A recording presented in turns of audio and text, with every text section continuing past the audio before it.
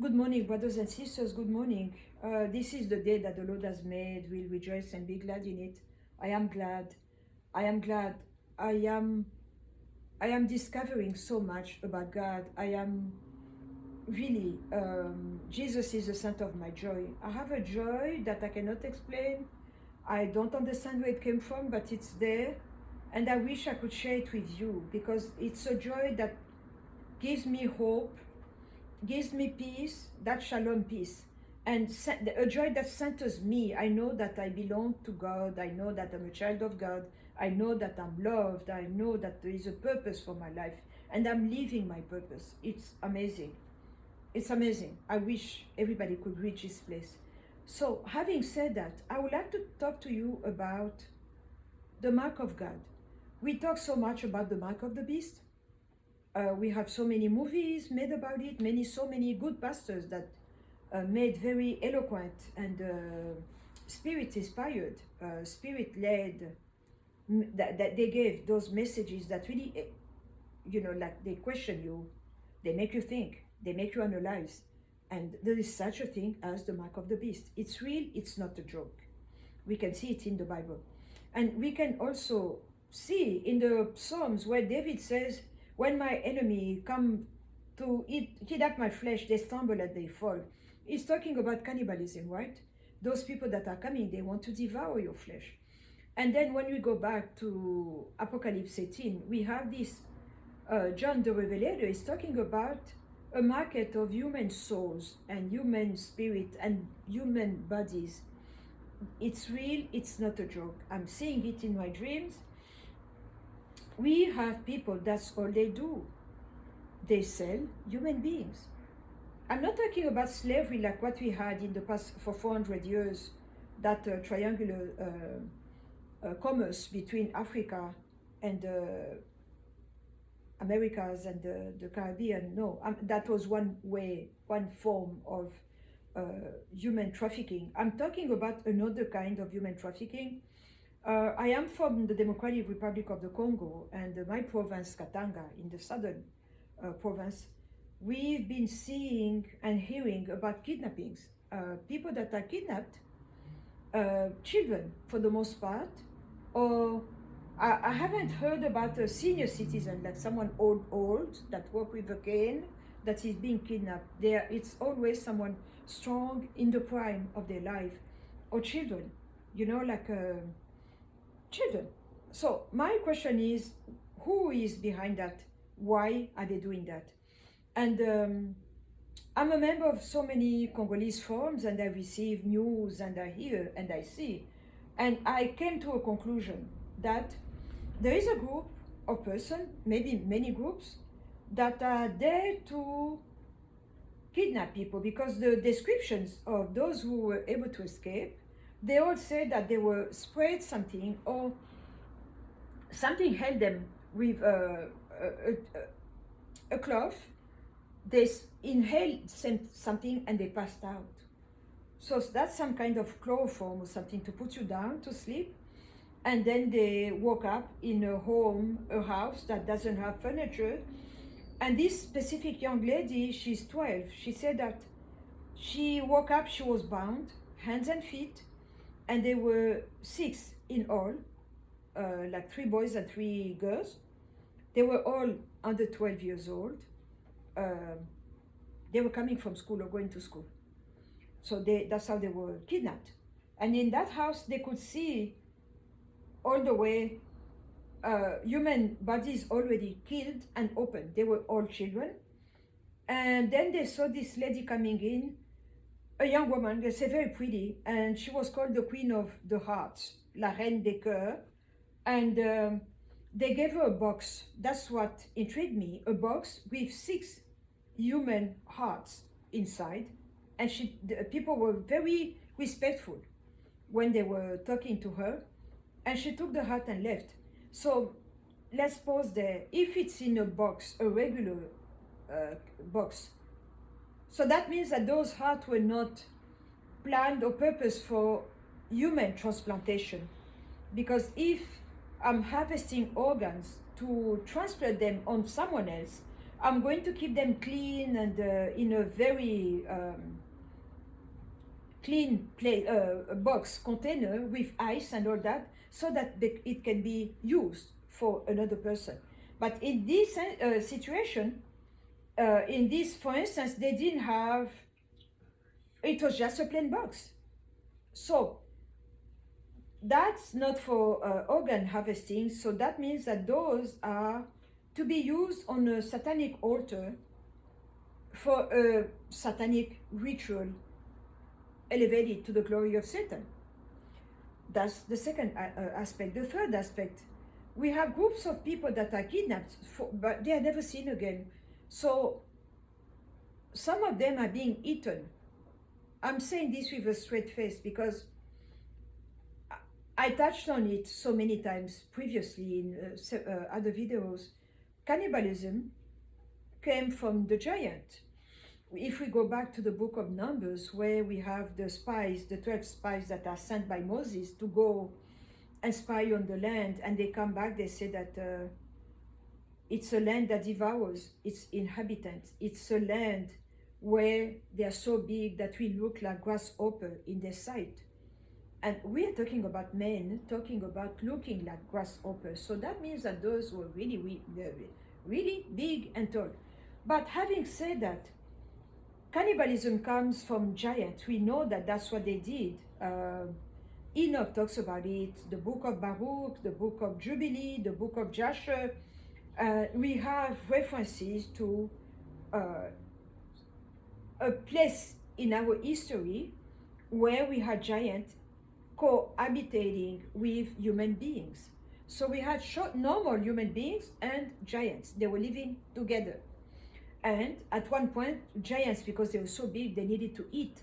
They started consuming and killing human beings and drinking their blood. So that's the religion of giants. And that religion has been here forever, since the beginning of the world. It went underground, but it's still here. That's why there is a need of human flesh, human blood, organ trafficking. All that is the same package. All that is a worship lifted up to Satan, because in the book of John 10:10 it says the enemy is here to kill, to steal, and to destroy. That's all he does. So his children, his followers, are killing, stealing, and destroying. So that's what we are seeing. And so there is an underground market of human flesh, the same way I would go to the butcher and buy lamb or buy beef or buy chicken. They do the same thing too. And we need to pray, because today at around 2 a.m. I woke up from a dream that really shook me. I was in my hometown of Lubumbashi, and I saw these, that's the capital of Katanga. I saw the ground, people popping up as if they were standing on a platform, like some kind of small elevator, and they will come up. But they will come from the dirt, but they were very clean. They all had white shirts with rolled up sleeves and black pants, like a uniform. They were numerous. There were many. And they were not giants. They were, I would say, big men, muscular men. They had a human stature, but they were fighting with human beings. It was a fierce battle. I'm talking about punching, kicking, and at one point they would just jump in the neck and chew up. And I was wondering, how do you open your mouth so big? And if you have only human teeth, how do you remove all this flesh in the neck and you see the blood jumping like that? Like, it was really gruesome.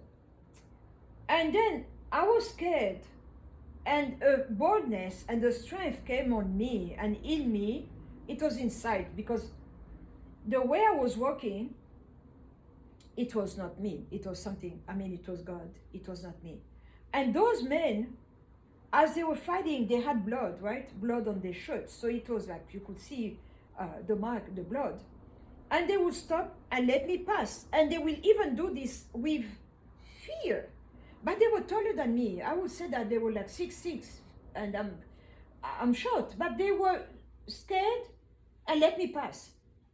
And then I saw that you had many people, I was not the only one passing. And my question was, why are they not attacking and not eating up our flesh? And I heard the mark of God. That's when I realized that yes, there is such a thing as the mark of God. The Bible talks about it. Ezekiel talks about it.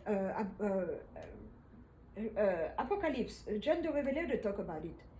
There is such a thing as a mark of God. And that mark of God, you cannot fake it, you cannot buy it, you cannot pretend to have it. Either you have it or you don't. Obviously, I was marked by something that helped me, and they didn't touch me, they didn't attack, they didn't. I was able to go and navigate and observe. So, as a prophet of God, when I woke up, I was like, Holy Spirit, the mark of God is real. But more than that, this situation of human trafficking and organ trafficking, I don't like it. That's why I'm denouncing it. I don't like it. I'm shaking my head because I don't agree with it. And I come to lift up that dark veil and expose that spirit, expose those activities, because it's bad when children, the small ones, the innocent one, cannot be protected. Then God doesn't like that. God doesn't like that. I'm very serious. He doesn't like that. And it brings a curse on the land, a curse on the people of that land. So as a watchman, I'm coming to stand up. I'm coming to condemn that. And I'm asking for God to give me destroyers that are going to come and destroy that evil, because it's evil. Evil is evil, good is good. We cannot say it's halfway, 50-50, no. It's either black or white. And that's where we are, and that's what I saw. Because we have so many people in the DR Congo. I'm focusing on Congo because that's my country. Although I've been given authority on the whole continent of Africa, but we have leaders in every republic of the world, even here in America. We have leaders that are serving darkness, and they are doing everything to open the door to the dark side. The more darkness and iniquity comes in the land, the better off they are.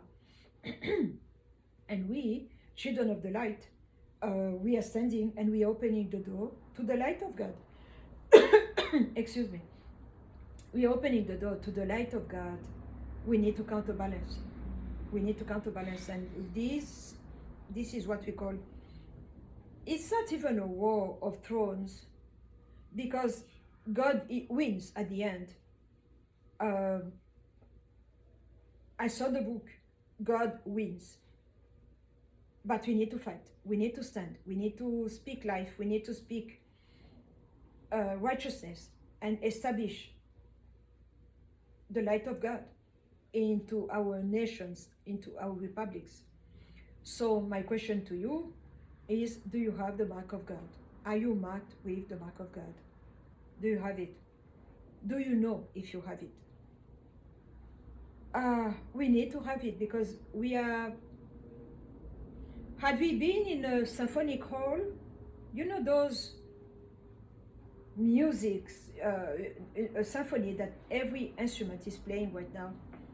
We have music that evoke wars, right? Yeah, so that's where we are. We are at war. I'm telling you, we are at war. All hands on deck.